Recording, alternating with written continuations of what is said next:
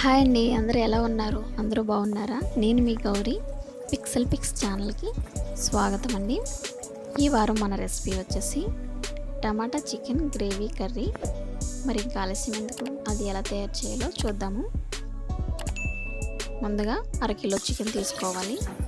అరకిలో చికెన్లోకి నేను ఉప్పు వేసి నానబెట్టుకున్నానండి. ఉప్పు వేసి నానబెట్టుకున్న చికెన్ని ఇలాగా 3 సార్లు శుభ్రంగా కడుక్కోవాలి. ఉప్పు వేసుకోవడం వల్ల చికెన్ అనేది చాలా సాఫ్ట్గా జ్యూసీగా ఉంటుంది. ఇలా శుభ్రం చేసుకున్న చికెన్లోకి కొద్దిగా పసుపు వేసుకోవాలి. అలాగే 2 స్పూన్లు కారం వేసుకోవాలి. రుచికి సరిపడగా సాల్ట్ వేసుకోవాలి. ఇవి వేసుకున్న తర్వాత ప్రతి ముక్కకి బాగా పట్టేటట్టు ఇది బాగా ఇలాగా కలుపుకోవాలి.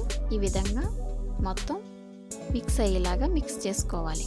ఈ విధంగా మ్యారినేట్ చేసుకున్న చికెన్ని 1 గంట సేపు ఫ్రిడ్జ్లో కానీ లేదంటే మూత పెట్టి పక్కన పెట్టుకోవాలి. అదేవిధంగా పొయ్యి వెలిగించుకుని ఒక పాత్ర పెట్టుకుని దాంట్లోకి 1 స్పూన్ ధనియాలు, 1 స్పూన్ జీలకర్ర, చిన్నవి దాల్చిన చెక్కలు 2, 6 లవంగాలు, 4 కొబ్బరి ముక్కలు వేసుకుని లో ఫ్లేమ్ మీద మాడిపోకుండా అటు ఇటు కలుపుకుంటూ వేయించుకోవాలి.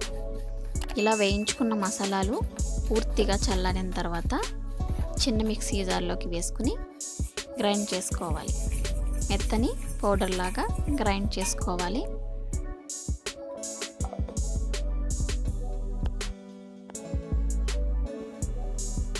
ఈ విధంగా మెత్తగా పౌడర్ చేసుకుంటే సరిపోతుంది. అలాగే స్టవ్ ఆన్ చేసుకుని స్టవ్ మీద ఒక పాత్ర పెట్టుకోవాలి. పాత్ర బాగా హీట్ అయ్యాక దాంట్లోకి ఇక్కడ నేను మాత్రం నెయ్యి వేస్తున్నానండి. మీరు ఆయిల్ కావాలంటే ఆయిల్ వేసుకోవచ్చు, కానీ నెయ్యి వేయడం వల్ల చాలా అంటే చాలా టేస్టీగా ఉంటుందండి చికెన్ కర్రీ. నెయ్యి బాగా హీట్ అయ్యాక దాంట్లోకి 2 పచ్చిమిర్చి చీలికలు సన్నగా తరిగి వేసుకోవాలి.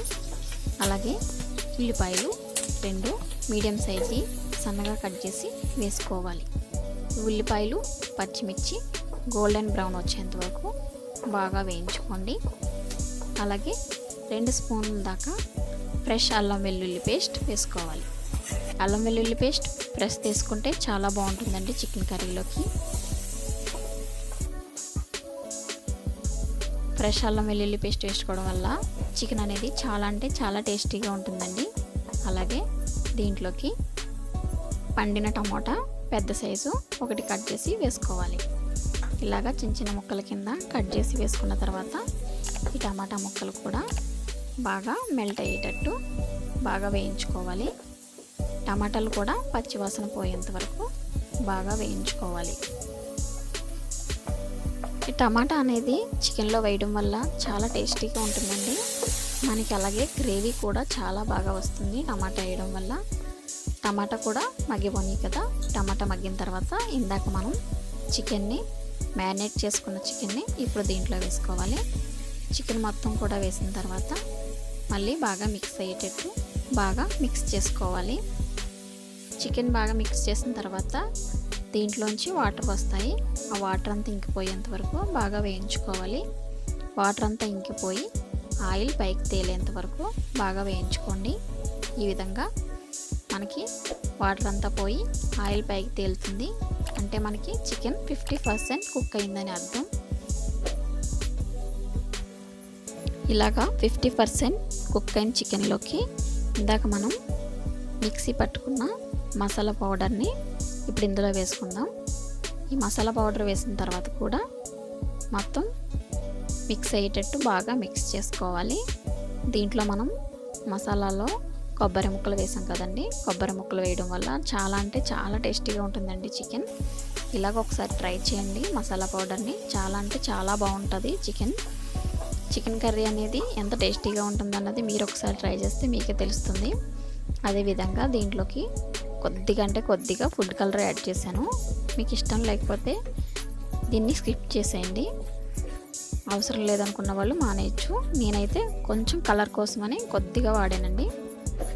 అదేవిధంగా ఫుడ్ కలర్ వేసిన తర్వాత కూడా మళ్ళీ ఒకసారి మొత్తం మిక్స్ అయ్యేటట్టు బాగా మిక్స్ చేసుకోవాలి. ఇప్పుడు మనం దీంట్లోకి 1/2 గ్లాస్ వాటర్ దాకా వేసుకుందామండి. అర గ్లాస్ వాటర్ వేసుకున్న తర్వాత బాగా కలుపుకొని దీంట్లోకి ఒకసారి సాల్ట్ సరిపోయిందో లేదో చెక్ చేసుకోండి.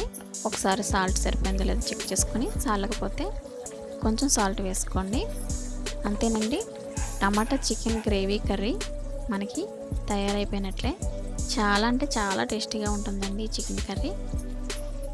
ఒకసారి మీరు కూడా ట్రై చేయండి ఈ చికెన్ కర్రీని. ఎలా వచ్చిందో నాకు కామెంట్ పెట్టండి. అలాగే మా ఛానల్ని లైక్ చేయండి, మీ ఫ్రెండ్స్ అండ్ ఫ్యామిలీకి షేర్ చేయండి.